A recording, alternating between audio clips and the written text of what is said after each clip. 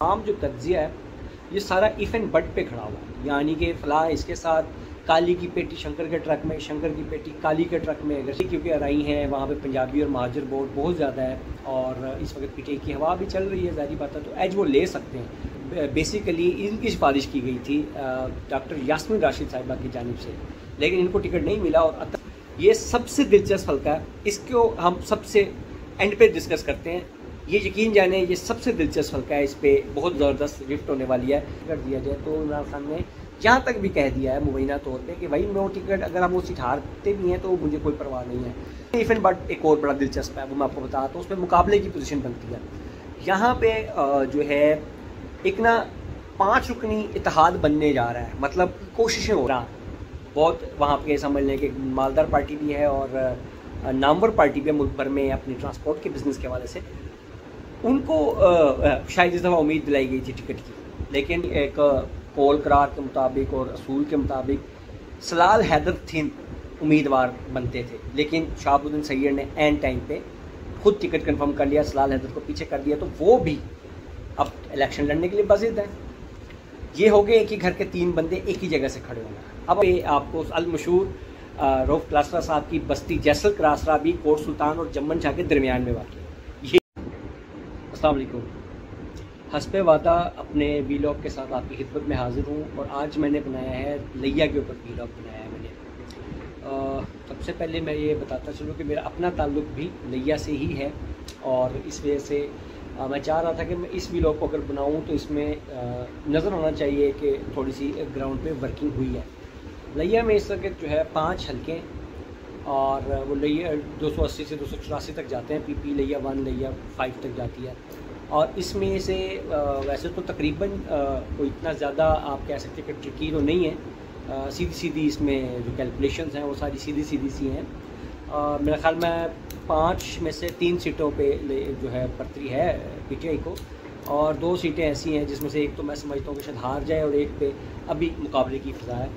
Overall जनूबी पंजाब में चूँकि पीटीआई का जोर बहुत ज़्यादा है तो ये सूरत बदल भी सकती है, क्योंकि तमाम जो तज्जिया है ये सारा इफ़ एंड बट पे खड़ा हुआ है, यानी कि फ़लाँ इसके साथ काली की पेटी शंकर के ट्रक में, शंकर की पेटी काली के ट्रक में अगर चली जाती है तो ये चीज़ें नताइज बहुत हद तक मुख्तलिफ हो सकते हैं। शुरू करते हैं। सबसे पहले पीपी 280 लिया 1 जो है और ये फतेहपुर और पुर का इलाका बनता है। अगर हम इधर से जाते हैं जो लाहौर साइड से जाते हैं तो सबसे पहले हमारा टाकरा इसी साइड पे ही इसी हल्के से होना, बल्कि इससे पहले हमारा चुबारा से हो जाना, ये सेकंड समझ लिया हमारा टाकरा इस हल्के से पड़ता है, हमने इसमें से गुजरना होता है। यहाँ पे जी अतर मकबूल साहब को टिकट दिया गया है, जबकि उसके उनके मुकाबले में अहमद अली औलक हैं। अहमद अली औलक बहुत ही सीजन कह लें जर्नलिस्ट, वो पॉलिटिशियन है और वज़ीर ज़राअत व खुराक भी रह चुके हैं मुस्लिम लीग नून के गालबन 2013 से 18 वाले या 8 से 13 वाले दौर में। मुझे थोड़ा सा इसमें थोड़ा सा इबहम आ रहा है, इस वजह से निकल रहा है।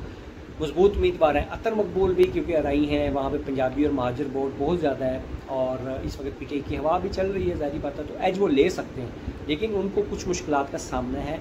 मैंने यहाँ पे पॉइंट्स बनाए हुए हैं मैं ताकि चीज़ें भूल ना जाऊँ। प्रॉम्प्टर तो मेरे पास है नहीं कि मैं सामने देखता रहूँ, तो मुझे थोड़ा सा ये लिवरेज दीजिएगा कि मैं पॉइंट्स देख के आपको बताता चलूँगा।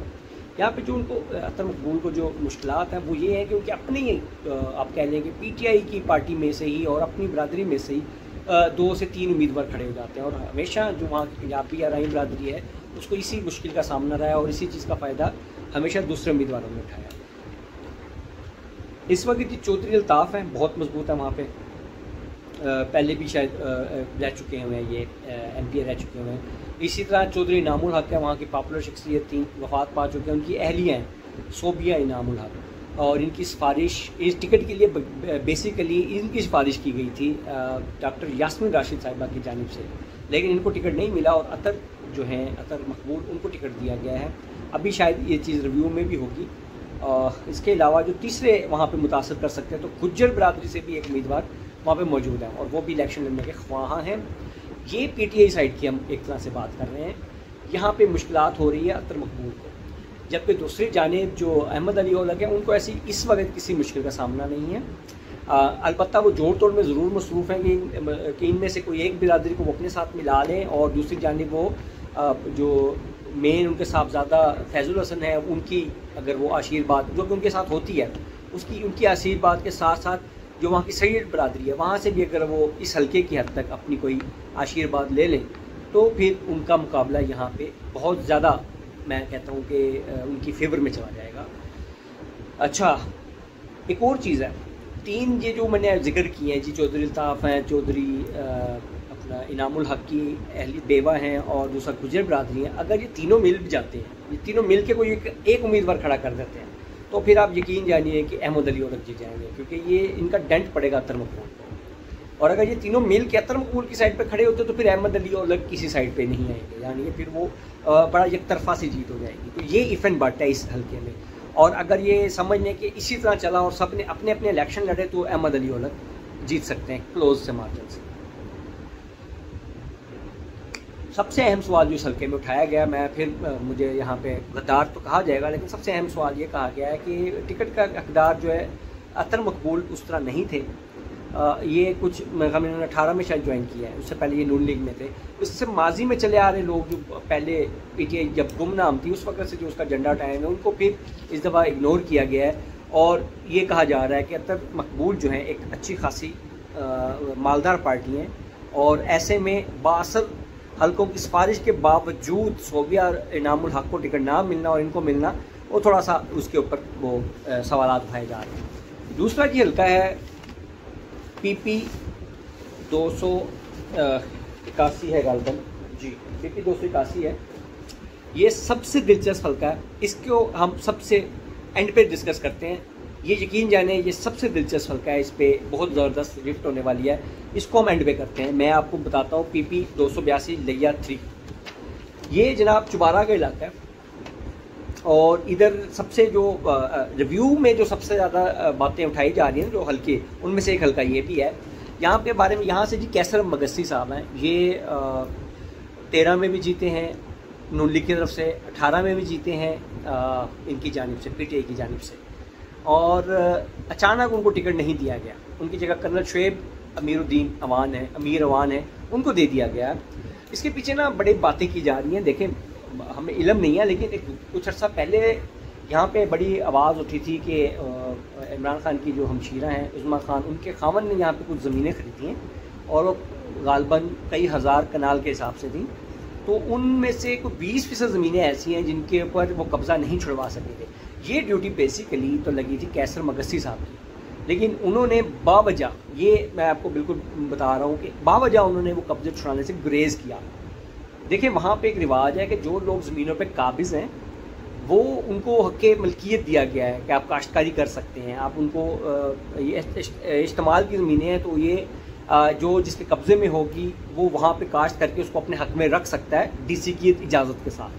और अगर ज़ाहिर बात है, अगर आपने उनको वहाँ से उठाना है तो उनके वो इंतकाल या उसको आपने कैंसिल करवाना है, और वो कैंसिल करवाने का मतलब ये है, अगर मैं सीधी सी बात करूँ तो कैसर मगसी ने तो उस हल्के में रहना है, वहाँ की वो पुरानी बरादरियाँ हज़ारों की तादाद के वो वोटर हैं, तो वो उनके साथ पंगा लेने वाली बात थी, जिसकी वजह से शायद उन्होंने इससे एतजाज़ ही बरता। और ये बड़ा कानूनी पेचीदगी वाला काम भी है और ये बड़ा रोले वाला काम भी है। हालांकि ख़ुद कैसर मगसी की जो पहचान कही जाती है, या उनकी भी एक इस तरह की पहचान है कि वो बड़े डंडी पट्टियाँ और कब्ज़े छुड़वा भी लेते हैं, कर भी लेते हैं, इस तरह की उनकी पहचान है।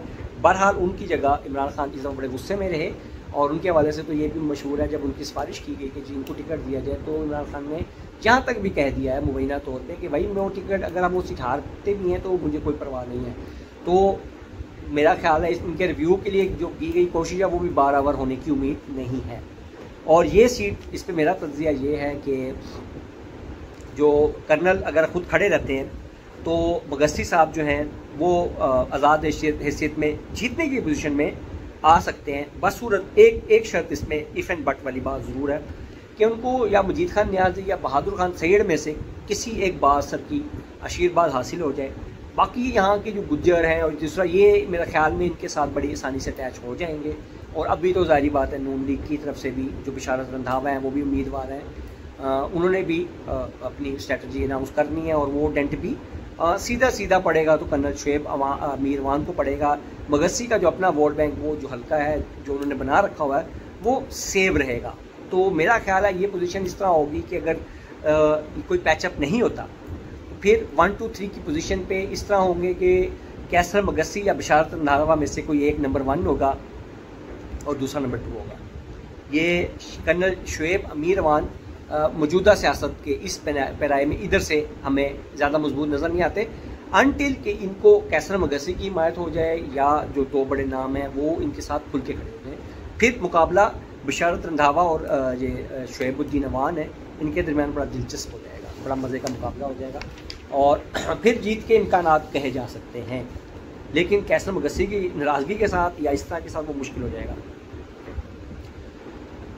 जी लिया सिटी ये मेन हल्का है जी, मेरा अपना ताल्लुक भी क्योंकि लिया से है और लिया सिटी से ही है, तो ये इस हल्के के ऊपर जो है बड़ा मज़ेदार हमने वर्क किया कह लें, जो भी है वो है। रफ़ाकत गिलानी जो पिछली दफ़ा आज़ाद जीते थे और PTI के तब भी वो टिकट के ख्वाह थे लेकिन नहीं मिला था और सईदा बेगम को मिला था, लेकिन इस बार जो है इनको ही टिकट दिया गया है। सईदा बेगम 4थे नंबर पे आई थी पिछली दफ़ा, रफ़ाकत गिलानी जीते थे। रफ़ाकत गिलानी की जो बैकबोन है वो हैं जबली शरीफ के पीर हसनैन शाह साहब, और वो काफ़ी गैर मुतनाज़ा और बड़े पॉपुलर आप समझने के माने जाते हैं, तो इस वजह से उनको एक बड़ा एज हासिल है और वो मेरे ख़्याल में उसी एज को इस दफ़ा भी कैश करने की कोशिश की जाएगी। और ये टिकट ये जो हल्का है ये काफ़ी हद तक क्लियर है, काफ़ी हद तक। इसमें इवन बट एक और बड़ा दिलचस्प है वो मैं आपको बताता हूँ, उसमें मुकाबले की पोजीशन बनती है। यहाँ पे जो है एक ना 5 रुकनी इत्तेहाद बनने जा रहा है, मतलब कोशिशें हो रही हैं, वो बैठने असला मशवरे हो रहे हैं, जिसमें से 3 बंदे इलेक्शन लड़ने के ख्वाह हैं। उनमें एक चौधरी इशफाक हैं जो खुद पहले आज़ाद जीत चुके हुए हैं नून लीग के दौर में, उसके अलावा जी फरीद मेरानी हैं, मंजूर जूता हैं, मुजफ्फर धूल हैं, आबिद अलवी हैं। इनमें से जनाब चौधरी इशफाक, मंजूर जूता और मुजफ्फर धूल ये तीनों उम्मीदवार हैं, यानी कि चाहते हैं कि मैं लड़ूँ। तो ये 5 बड़े बैठ के अगर ये सर जोड़ के अगर एक कर लेते हैं तो ये एक बड़ी दिलचस्प सूरत बन जाएगी और उसमें ज़ाहिर बात है वो टफ़ टाइम मिलेगा सीधा सीधा आप कह सकते हैं रफ़ाकत गिलानी को। हाशिम सऊद जो नून लीग के उम्मीदवार हैं वो मेरे ख्याल में इस वक्त इस हल्के से इतनी ज़्यादा पोजीशन में नहीं है अनटिल के इनको ये इन 5 की हिमायत मिल जाए, इन 5 में से अक्सरियत की हिमायत मिल जाए या किसी और बड़े की हिमायत ऐसी मिल जाए जो उनको कुछ थोड़ा बहुत डेंट डाल सके। अदरवाइज़ अगर इस तरह मुकाबला होता है जिस तरह अभी करंट सिचुएशन है कि रफ़ाकत गिलानी अलग लड़ते हैं और ये 5 रुकनी इत्तेहाद नहीं बनता और ये लोग अपनी अपनी तरफ से लड़ते हैं और हाशिम सऊद भी सामने आ जाते हैं, फिर रफ़ाकत गिलानी मजबूत पोजीशन पे होंगे और ये सीट निकाल जाएंगे। फ़र्क बेशक चंद हज़ार वोटों का होगा, लेकिन अगर ये इत्तेहाद बनता है तो ये 100 के फ़र्क से हार जीत का फैसला हो सकता है। और अभी तक इस हल्के से मैं ये कहूँगा, वैसे अगर जनरली बात करते हैं तो ये हल्का PTI के हक़ में बहुत ज़्यादा बेहतर है। अच्छा, इस दफ़ा एक और चीज़ भी देखने में आ रही है, न्याज़ जखड़ जो इधर के कहने के MNA हैं और उन्हीं की अशीर बात पर टिकट दी जा रही है, वो उनकी हमायत उस तरह नज़र अभी तक नहीं आ रही रफ़ाकत गिलानी के लिए जिस तरह 2018 के इलेक्शन में आई थी। एक बड़ा दिलचस्प वाक़या बताता हूँ कि 2018 में सईदा बेगम PTI की उम्मीदवार थी और जो है रफ़ाकत गिलानी आज़ाद थे, लेकिन न्याज़ अहमद जखड़ जो कि MNA के उम्मीदवार थे वो रफ़ाकत गिलानी की कंपेन करते थे और जहाँ खुद जाते थे वहाँ पे उनको मुंतज़मीन को या जलसा कोई या कॉर्नर मीटिंग या इस्तक़बालिया वहाँ कहा जाता था कि आप मेरे साथ रफ़ाकत गिलानी की भी हिमायत का ऐलान करें, अदरवाइज़ ना मैं आपकी हिमायत मुझे कबूल नहीं है। इस हद तक मतलब मैं बताता हूँ। उसकी बैकबोन भी वही पीर हसनैन है, क्योंकि पीर हसनैन के हल्का इरादत में जितना एरिया आता है ना वो तमाम 5 के 5 हल्कों को कवर करता है। ख़ुसूसन मलिक न्याज़ अहमद जखड़ के जो NA की बनती है कॉन्स्टिट्यूंसी, उसमें उनका बड़ा असर रसूख है और अगर ये उनकी हिमायत से आद होते हैं तो वो मुश्किल हो जाता है उनके लिए।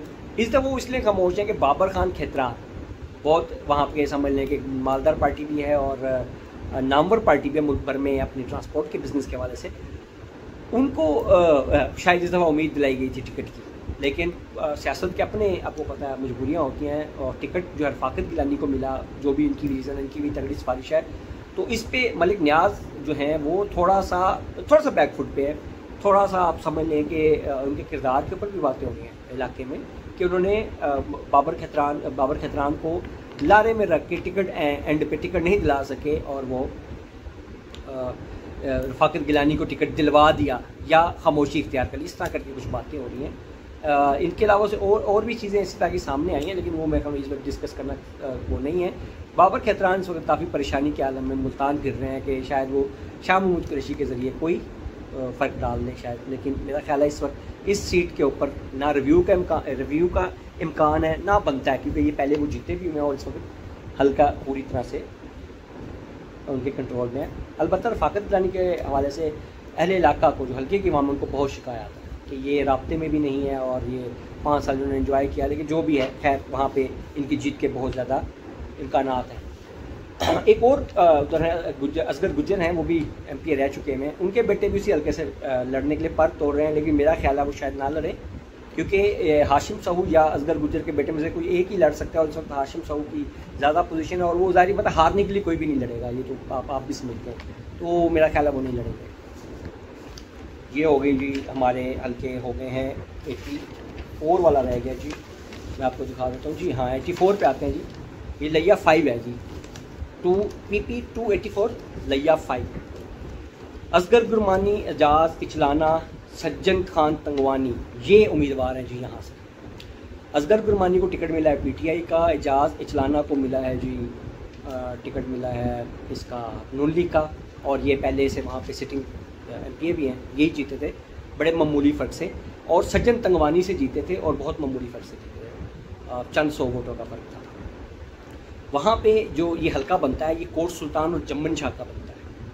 ये लिया का यानी कि यूँ समझ लें कि एग्ज़िट वे है टूवर्ड कोट अद्दू और DG खान, ये एग्ज़िट वे की तरफ जाते हैं। और यहाँ पे आपको अलमशहूर रऊफ़ क्लासरा साहब की बस्ती जैसल क्रासरा भी कोट सुल्तान और जम्मन शाह के दरमियान में वाक़ है, ये इसकी खसूसियत है। यहाँ पे जी असगर खान गुरमानी को टिकट मिला है। असगर खान गुरमानी की वजह शोहरत मैं आपको बता देता हूँ, ये जनूबी पंजाब के प्रॉपर्टी टाइकॉन है और मुबैना तौर पे ये शाह महमूद कुरैशी के बिज़नेस पार्टनर भी हैं और पूरे जनूबी पंजाब में हाउसिंग प्रोजेक्ट्स की इन्होंने लाइन लगा रखी है, और एक गालबन कोई केस वेस भी इन पर मुल्तान के हवाले से चल रहा है या चल सकता है, वो भी शायद आने वाले दिनों में हो। टिकट की यहाँ पे जो वर्कर था या PTI जो उम्मीदवार थे, वो मैं आपको बता दूँ वो कौन थे। वो थे सज्जन तंगवानी, लेकिन ये आखिरी लम्हात में ये जो टिकट फिर इनको हुआ, ये इसके ऊपर भी काफ़ी बातें हो रही हैं और ये हल्के में इस्तराब पाया जाता है कि ये इनको अचानक टिकट मिलना समझ से बाहर है, क्योंकि वर्किंग इनकी शायद उस तरह हल्के में मकबूलियत और वर्किंग उस तरह शायद नहीं है जिस तरह सज्जन तंगवानी की है या उनके मद्दे मुकाबल एजाज इचलाना की वर्किंग, यानी कि डोर टू डोर या वर्किंग जो भी आप कह लें। यहाँ पे उनको एज जो मिला है वो मैं आपको बता देता हूँ। इनको सर एज ये मिला हुआ है कि ये इमरान खान के नाम पे असगर गुरमानी ने चला रखे हैं लंगर खाने लिया वाली साइड पे, लंगर खाने बनाए हुए हैं इमरान खान के नाम पे। इसके अलावा मुबैना तौर पे जी इन पे इल्ज़ाम वहाँ पे इलाके में लगाया जा रहा है कि ये इन्होंने भारी फ़ंड दे के, शाह महमूद कुरैशी की सिफारिश और भारी फ़ंड दे के, तकरीबन 10 करोड़ रुपया फ़ंड दे के ये टिकट अपने नाम करवाया है, और उम्मीद ये दिलाई है कि हम, क्योंकि PTI का जोर भी है, तो हम ये जो मामूली फ़र्क है वो हम निकाल लेंगे। लेकिन इनको एक बड़ा डेंट ये पड़ने वाला है कि इन्होंने हमेशा लड़ी है बैसाखियों पे, समझ लें कि इनको उम्मीद थी ना, लेकिन इनकी अपनी एक बैसाखी जो है वो अराई जो फैमिली है वो खुद पीपल्स पार्टी की टिकट पे खुद उम्मीदवार है। एक बैसाखी हो गई। संजन तंगवानी जो वहाँ के PTI के फॉल वर्कर हैं वो खुद आज़ाद लड़ने के लिए तुले हुए हैं, वो बैसाखी भी गई। तो अगर इस तरह की सिचुएशन में होता है तो ये क्लियर विन एजाज इचलाना की है, ये वाली विन क्लियर एजाज इचलाना की विन है ये वाली, अगर ये इसी तरह लड़ते हैं। लेकिन अगर ये एका हो जाता है, यानी कि अगर संजन तंगवानी इनकी साइड पे आ जाते हैं तो ये बड़ा टफ कंपटीशन होगा, लेकिन जीतने का इम्कान इनका समझ लें कि 60-40 की बजाय 70-30 हो जाएगा। ये इस तरह होगा अगर ये अपने उन चीज़ों को गैप कर लेते हैं, क्योंकि अपनी अगर आप देखें ना, अगर लड़ाई हो रही हो तो इसमें अक्सर खामोश अक्सरियत का वोट भी बदल जाता है ना, वो जो उम्मी तौर पे आपको आना था वो भी बदल सकता है। तो ये बहुत ज़्यादा इनको सेटबैक मिलने वाला है। और दूसरा इनके हवाले से कि इनको अचानक टिकट दिया गया, ये शायद मैं वो नहीं करता सेकंड, लेकिन जिसकी वर्किंग ज़्यादा है वो ज़ाहिर बात है कुछ ना कुछ तो इस तरह के हवाले से बात करेगा। इन तमाम हल्कों में अब एक चीज़ मैं आपको बताना भूल गया हूँ, हर हल्के में TLP के भी उम्मीदवार इस वक्त सामने हैं। यहाँ से महर फयाज लोहांच जो हैं वो TLP के उम्मीदवार होंगे, और इन साइड पे यानी कि हम जनूबी पंजाब और लिया की बात करें तो मेरा ख्याल में वो 10-10, 15-15 हज़ार का डेंट लाजमी डालेंगे ये TLP वाले, मुख्तलिफ हल्कों में, कहीं पे 5, कहीं पे 7, कहीं पे 10, कहीं पे तो। और जो रफ़ाकत गिलानी का हल्का है, मेरा ज़ाती ख्याल है वहाँ से TLP 10,000 वोट लाजमी निकालेगी। ये वर्किंग भी समझ लें कि थोड़ा सा डिस्टर्ब कर सकती है दोनों के वोट बैंक को। लेकिन बहरहाल ये अभी किसी ऐसी पोजीशन में नहीं है कि आप उनको ख़तरनाक कह सकें जी। अब ये हमने 4 हल्के मैंने आपको गिनवा दिए हैं। अब आ जाते हैं जी आखिरी हल्के की तरफ, और वो हल्का है जनाब जिसका मैंने कहा कि जी सबसे बड़ा मज़ेदार हल्का होने वाला है, वो हल्का है जी ये वाला PP2 है, लैया का 281 लैया 2। यहाँ से बड़े ज़बरदस्त इंतखाबी दंगल, इस पर वैसे अलग भी लोग बनता, लेकिन चलें अब क्योंकि ये इसका हिस्सा है तो मैं इसमें बता देता हूँ आपको।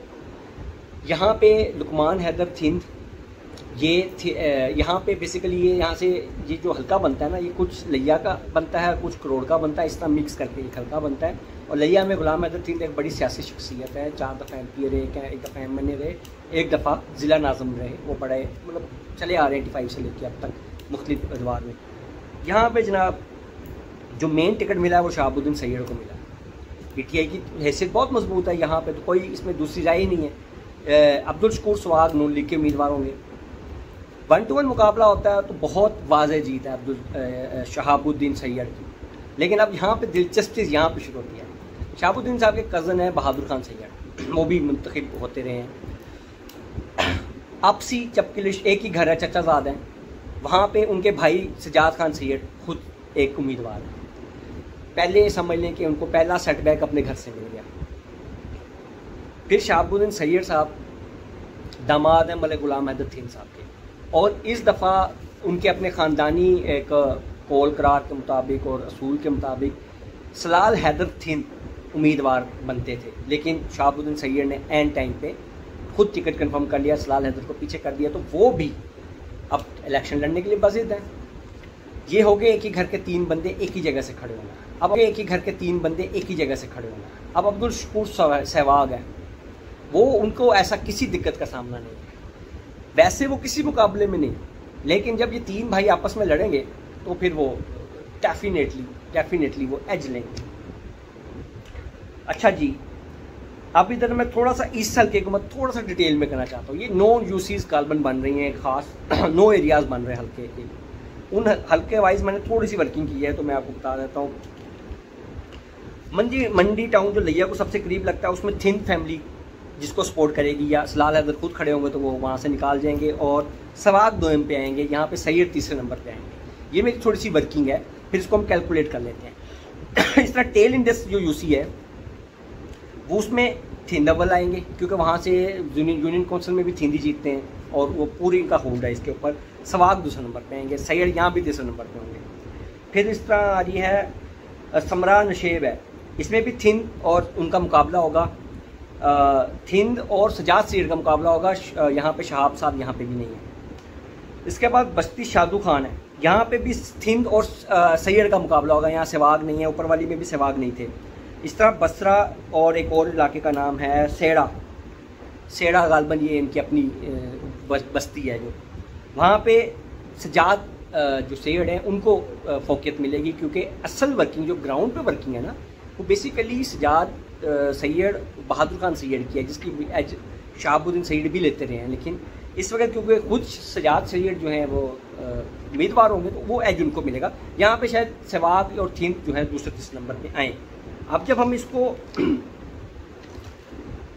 हम इसको कैलकुलेट करते हैं ना, इस वोटिंग में अगर आप जाएंगे तो आपको ये लगेगा कि जो ये मुकाबला एक ही फैमिली में चल रहा है, और ये तीनों जो हैं आपस में 1-2-3 चलते चलते जब फाइनल रिजल्ट होगा ना, तो ये जो जारी पता है यहाँ पे हर हल्के से 10,000, 5,000, 8,000 वोट का इस तरह ही होगा ना, ये जब फाइनल करेंगी तो ये सब आपस में करीब करीब होंगे, और जो सहवाग साहब हैं वो शायद इनसे थोड़ा ऊपर हो जाए, ये थोड़े से नीचे रहते हुए इन तीनों में से कोई विनर हो सकता है। वो शहाबुद्दीन सैयद इसलिए नहीं होगा कि जो जितनी मैंने बात की है दोस्तों से या गपशप हुई है हमारी, उसके मुताबिक शहाबुद्दीन जो सैयद साहब है, उनकी जो लोग वर्किंग करते थे वो सारे सजाद खान सैयद की वर्किंग कर रहे हैं इस वक्त, यानी कि ग्राउंड से ताल्लुक सजाद खान का बहुत ज़्यादा है। तो वो शहाबुद्दीन सैयद के अगर अगेंस्ट होंगे तो वो फिर उनकी वर्किंग नहीं हो पाएगी। और दूसरी तरफ जो लैया सिटी के कोई इलाके लग रहे हैं उनमें थिंद जो है उनको बिल्कुल एज नहीं लेने देंगे। पहले क्योंकि उनके दमाद होने की वजह से एज लेते थे और वो सारा वोट उनको पड़ता था, तो इसलिए ये कामयाब होते थे। तो ये वो वाहिद सीट है जहाँ पे इस वक्त जितने मर्जी मेरे जारी बात, ये मेरे वो हैं तरजीह हैं या मेरे राब्ते हैं, टोटली गलत हो सकते हैं 100% भी, लेकिन ये वो वाहिद सीट है जिस पे PTI नहीं जीती। आज़ाद बंदा जीत जाएगा पीटीआई की हिमायत वाला या पीटीआई की तरफ जाने वाला। पीटीआई का टिकट होल्डर इस सीट पे जीतता हुआ नज़र नहीं आ रहा इस सिचुएशन। अब मैं एंड पे ये बात ज़रूर कह दूँ कि यहाँ ये सारा कुछ इफ एंड बट के ऊपर है, क्योंकि इसमें बहुत सारी चीज़ें हैं कि फ़लाँ को सपोर्ट कर दे, फ़लाँ को सपोर्ट कर दे। ऐसी इफ एंड बट जो है अगर वो मुकम्मल हो जाती है, जिसका हमने जिक्र भी किया, तो फिर रिज़ल्ट बहुत हद तक डिफरेंट होगा और वो रिज़ल्ट मैं साथ साथ आपको बताया गया। तो इसलिए इस हल्के में इफ एंड बट सिर्फ यही है कि फैमिली मिल जाए तो ये सीट पीटीआई की है, यहाँ से फिर सहवाग नहीं जीतते अब्दुल शकूर सहवाग। लेकिन अगर ये नहीं मिलती तो भाई ये बहुत टफ हो जाएगा। सीट फिर भी इन 3 भाइयों में रहने का इम्कान है थोड़ा सा, अगर उस दौरान अब्दुल शकूर सहवाग ने कोई मास्टर स्ट्रोक ना खेल दिया। मास्टर स्ट्रोक यही हो सकता है साइड में से किसी को साथ मिला ले, न्याजी को के साथ वो कर ले, कहीं से भी कोई बड़ा एक अगर वो वोट बैंक साथ मिला ले तो ये 2-4 हज़ार के वोट के फ़र्क से सहवाग भी जीत जाएगा। सहवाग का भी बड़ा पुराना नाम। तो इजाज़त दीजिए, ये मेरा ख्याल इस हवाले से सबसे तफसीली भी लोग था और मेरी काफ़ी मेहनत भी हुई है। तो मैं चाहूँगा कि आप अपना फ़ीडबैक लाजमी दें, क्योंकि इस फीडबैक से फिर थोड़ी सी हिम्मत मिलती है और जो ऐसा लगता है कि जैसे मकसद पूरा हुआ। अभी इजाज़त दीजिए, इंशाल्लाह कल जो है मैं एक और हल्का जो है शेखुपुरा का, उसके ऊपर इंशाल्लाह मैं वर्किंग कर रहा हूँ, उसके ऊपर मैं आपको अपडेट दूंगा कि वहाँ पे सूरत हाल क्या है, वर्कर क्या सोच रहे हैं। अल्लाह हाफ़िज़।